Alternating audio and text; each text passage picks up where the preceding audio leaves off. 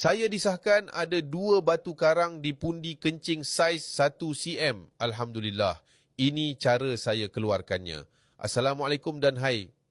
Ini kisah macam mana saya hilangkan batu karang saya dengan hanya guna bahan alami. Ramai yang tanya tips sebenarnya dan hari ini terdetik hati saya nak kongsi dekat korang semua. Harap dapat membantu mereka yang sedang derita sakit batu karang. Dari umur saya 35 tahun, dah start ada batu karang ni. Sekarang umur 47 tahun. Memang kerap sangat batu karang ni muncul. Dah rawat cara moden, dah bedah. Tapi tetap batu karang ada kembali. Ini punca dari saya yang jarang nak minum air. Benda ni sampai mengganggu aktiviti harian lah.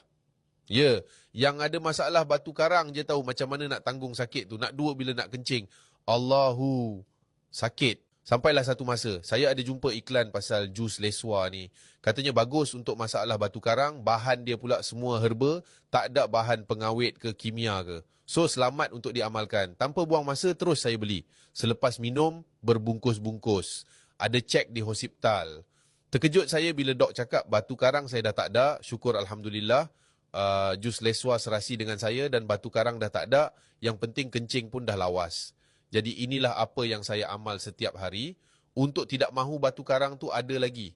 Perbanyakkan minum air dan minum jus leswa setiap hari. Bukan saja untuk batu karang tapi juga untuk kesihatan juga. Harap dengan perkongsian saya ni dapat beri manfaat kepada korang yang tanggung sakit batu karang ni. Harap jus leswa ni sentiasa memberi manfaat dekat kita. InsyaAllah dengan izinnya. Mari kita cuba ikhtiar dengan cara kampung pula. Boleh dapatkan jus leswa di beg kuning sekarang.